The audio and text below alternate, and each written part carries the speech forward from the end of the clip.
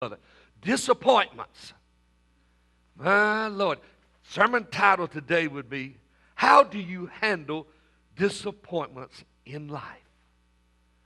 I really began to get this sermon together, actually, on Monday. But I had just a little something to happen, a little disappointment, and I began to think about it.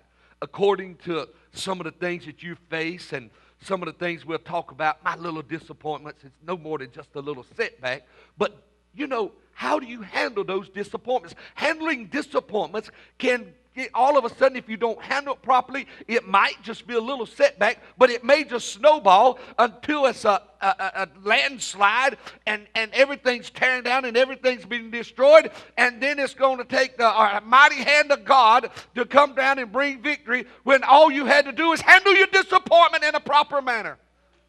Well, glory. I got 4 hand claps on that. Hallelujah.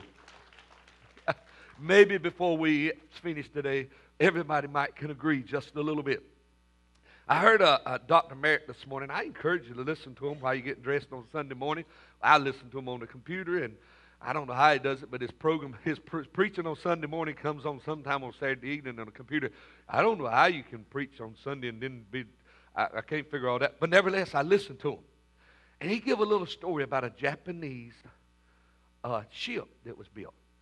Here's the story. In 1944, Japan built the largest ship in history. They took an old battleship and built an aircraft carrier, 59,000 tons. They called it the Sonono. And if you think I got that right, but nevertheless, the largest United States Navy ship in World War II was only 49,000 tons. A ship nobody could sink. They made the deck with 12-inch thick steel and 12-inch thick concrete. Nobody at that time had a bomb hit. November the 29th, 1944. The ship was commissioned and it sailed out to sea. 2 hours later, the USS Archiefish, a United States submarine, made contact 1,400 yards away by radar. They fired 6 torpedoes. 5 missed and 1 hit the ship. The captain laughed and said, "It's like a gnat hitting a tree," and just sailed on. 8 hours later, the ship sank, and the crew was lost without even firing a shot. It never even got into battle. Now, your imagination's going to have to... How many's got some good imagination? Can y'all picture this little boat as a ship, the largest in the world?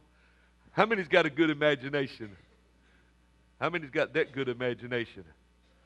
That's all I had. Couldn't fit that big a ship in here. Matter of fact, this church many times have fit in that ship. But I just wanted a little something for you to look at here today. They had built the perfect ship. Neither a bomb from above or a tornado beneath could sink it. But what happened? One problem beneath.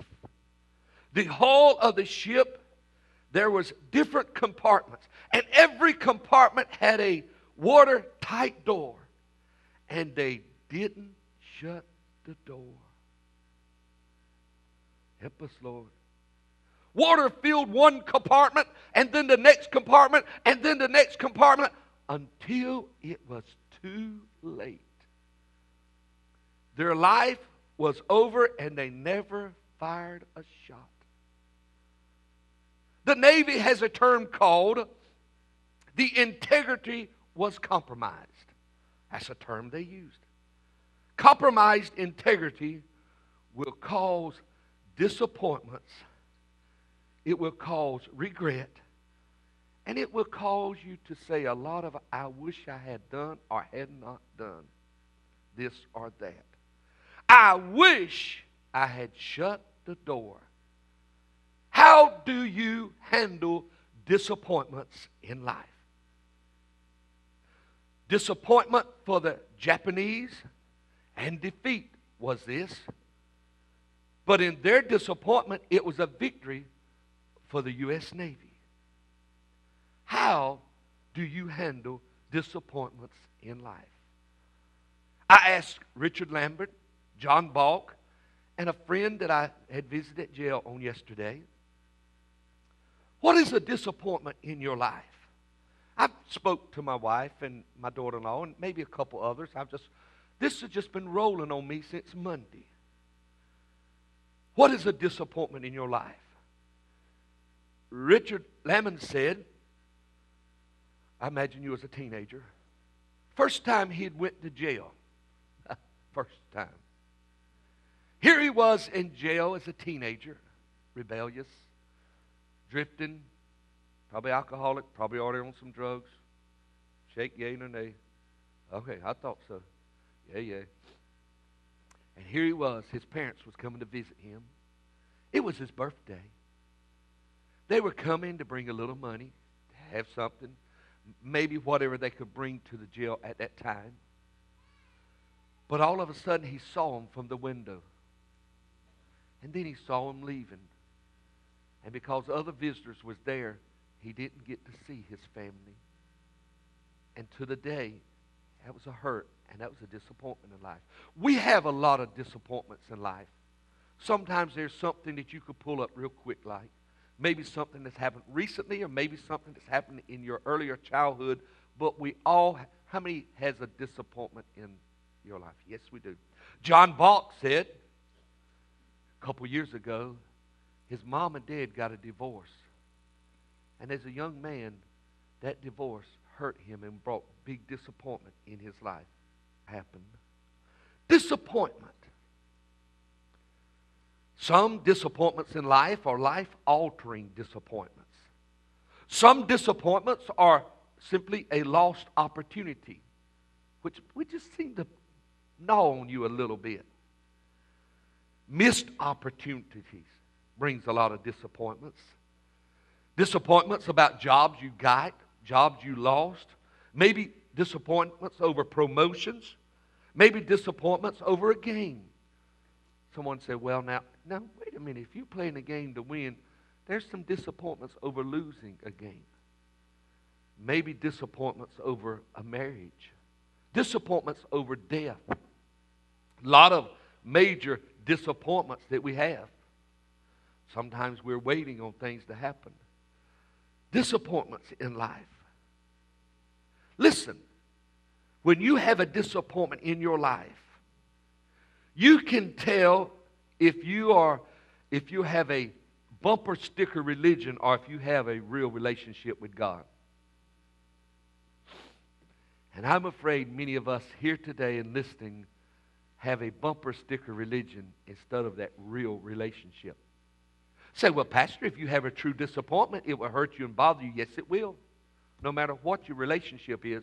But if that relationship's with God, you will come over it. It doesn't mean it will not knock you down for a little bit. It just simply means the relationship you have with God, you will get back up when you have a disappointment in life. How do you handle your disappointments in life? I want to tell you about a disappointment that happened to me on this past Monday. You've been waiting on that, haven't you? Wouldn't tell her. Sometimes, actually, I was going to tell her, but she had had some tough time at work, and she had some difficult times and some things that bothered her, and I said, no, I'm not going to say anything because that might just get on her mind. This is not a big deal what happened to me, but it's a little disappointment. And you know, after 35 years, we don't want one another to have the little disappointment. So I did tell her, and so I just said, okay, I'll bring it forth, and this will be today. But before I get into that's all. Before I get into my little disappointment, sometimes I'm disappointed that I can't talk plain. But I get over it. I want to kind of build you up to just a little thing in my life. How many of y'all heard any of my swimming stories? Raise your hand. All right, put them down. How many